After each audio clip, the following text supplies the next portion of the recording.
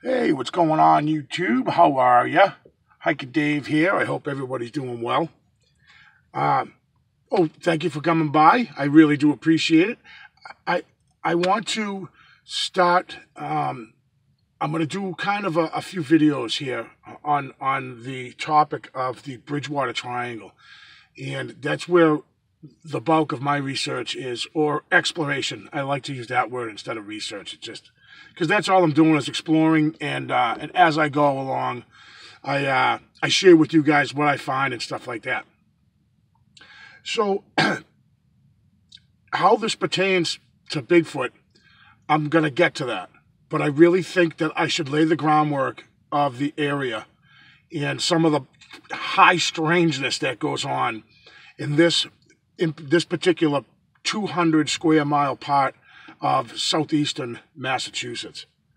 So the triangle itself, it was named that some 30 years ago or 40 years ago. I don't recall.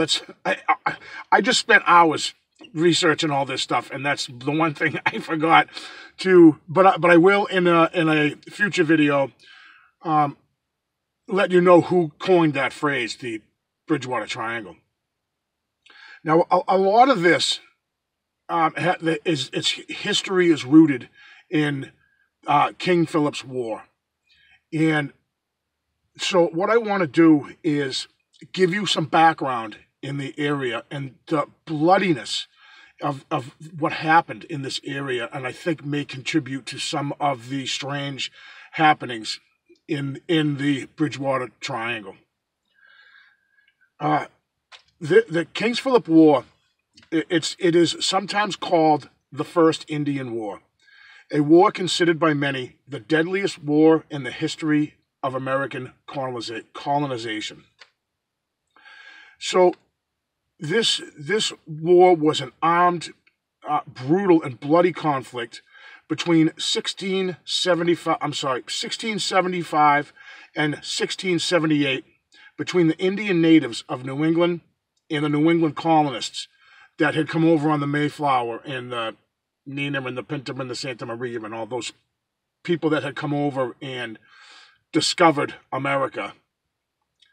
And the war is named for Metacomet, which is the Wampanoag chief who adopted the name King Philip because of the friendly relationship between his father, Massasoit, and the Mayflower Pilgrims. And so there was a good thing going on at first before we came over here and started to just screw everything up. There was a good thing going on there for a while. Now, King Philip had his army, which consisted of the Wampanoag Indians, the Nipmucks, the Podunks, the Narragansetts, and the Nashaway Indians.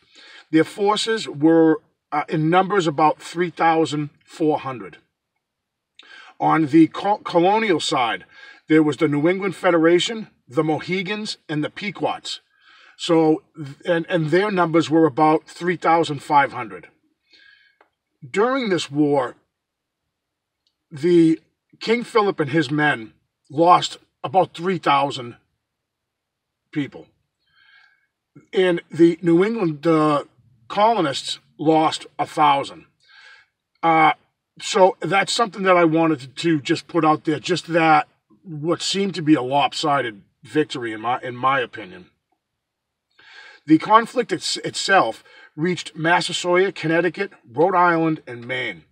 So these battles were fought not only before this time, before 1675 and 1978, but after as well. But this was kind of the main conflict.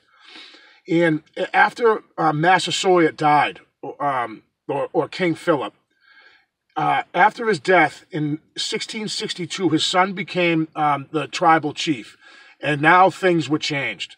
His son did not want to maintain his father's alliance with the Wampanoags and the colonists. So the colonists insisted that the peace agreement should include the surrender of Indian guns. And of course, the Indians weren't having none of that. So right around this time, 3 Wampanoags were hung for murder in Plymouth County in 1675, which increased the tensions. Indian and militia raiding parties spread all over Massachusetts, Rhode Island, Connecticut, and Maine over the next 6 months. So stuff was happening, and it was getting ugly and bloody. The Narragansett Indians remained neutral, but several individual Narragansetts participated in raids of colonial strongholds and militia. So colonial leaders said the Narragansetts were in violation of the peace treaties. So they assembled the largest colonial army that New England had ever seen, consisting of 1,000 militia and 150 Indian allies.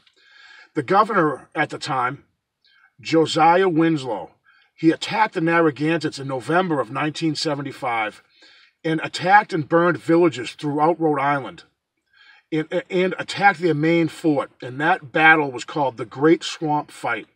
An estimated 150 Narragansetts were killed, many women and children. And of course, the Narragansett Indians were not having that. And they pushed back, and they pushed back hard. So the Narragansetts turned around and started burning towns in Massachusetts Bay, Plymouth, and Rhode Island colonies, including Providence, in March of 1676. But the colonial militia overwhelmed the Indian coalition, and by the end of the war, the Wampanoags and their Narragansett allies were almost completely destroyed at this point. So in the span of a little more than 1 year, 12 of the region's towns were destroyed and many more damaged. More than half of New England towns were attacked by the Indians. So there's a lot of history in this area, for sure. A lot of blood has been spilled on the soil in this area, this is where the Hockomock Swamp comes into my story.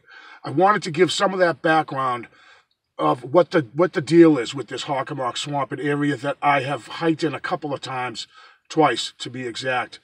And so much of King's Philip War took place near the Hockomock Swamp. Both sides committed crimes against women and children, and the swamp saw some of the bloodiest massacres ever to happen in America.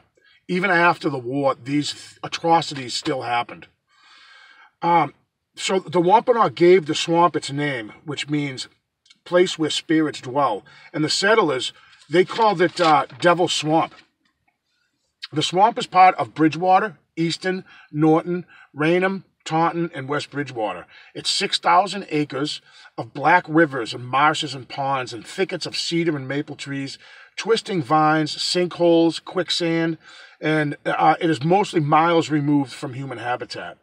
The swamp itself is part of a 17,000-acre area of, this is in quotes, area of environmental concern.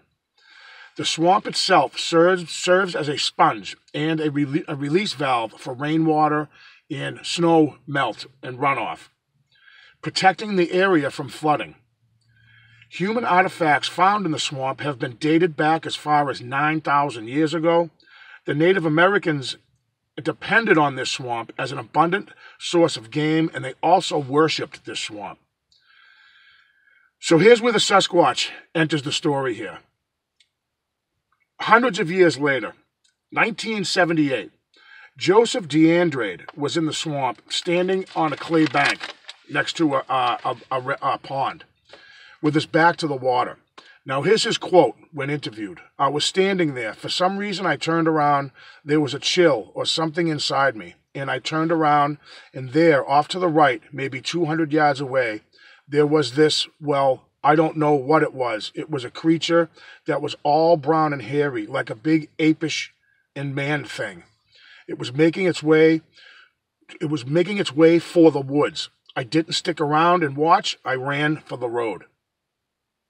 After his encounter, he organized expeditions in search of this Bigfoot-like creature. Equipped with cameras and rifles, the searchers trekked deep into the swamp 2 or 3 times, never finding a trace of the creature. In 1983, about 5 years after DeAndrade's encounter, another local resident reported seeing a similar creature. John Baker, a veteran fur trapper, about a mile from his home, was in a canoe on a river in the swamp. He was laying muskrat lines on a winter night. Baker heard a loud crash of an animal in the nearby woods. Frozen with fear, he saw a large, hairy beast slogging into the river and pass within a few yards of him. This is a quote, "I knew it wasn't a human because when it passed me, I could smell it." Baker said in an interview in 1998, "It smelled like a skunk, musty and dirty." Now, Baker died in 2001 and always consistently maintained that he could not identify what he saw, but in his 30 years of trapping in the swamp, he never saw such a thing before or since. So there's a little snippet, a little background story for you about some of the history here in southeastern Massachusetts, specifically the Bridgewater Triangle. Now, there is a lot more that goes in to the stories: UFOs, pterodactyl sightings or thunderbirds, snakes the size of stovepipes, dogs, black dogs with red glowing eyes that rip the throat out of cattle, cult rituals, disappearances, many disappearances, murders. Just kind of the list is long, but I won't include all of these things, but I have specific stories I want to share with you guys, like these two eyewitness accounts of what appeared to be sightings of a Bigfoot in the Hockomock swamp, not 15 minutes down the road from me. So thank you guys for clicking. I do appreciate it. I would say keep an eye out for the next video on this subject. I'm not positive what I'll name the video or how I'm going to do this, make a playlist. I'm not sure. But I believe maybe just part 1, part 2, part 3. I have a handful of videos I want to make on this subject because it is interesting as all get out.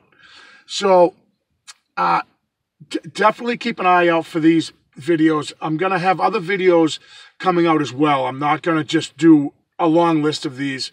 I'm not positive. I may do them. I may do them. I may do another one right here today and sit here for 2 more hours and do some research and some writing in my journal and come out with another one. But I'm not positive yet. But I hope you did enjoy the story. True stories. The eyewitness accounts, true as far as the storytellers are concerned. And I believe them. The area is absolutely lousy with plenty of food and definitely remote. I've been out there again, like I said, twice. And this place has an aura about it that you can't explain unless you step foot into it. So I do plan on going back. I'll definitely, after I do some of these videos, I'm going to go back into the swamp. I would like to bring somebody with me. I've been in there alone before, and then I went in there with my son and a couple of his friends before that. We didn't stay too long, we'll say that. So thank you so much, guys, for coming by. I do appreciate it, and I'll definitely see you on the next one.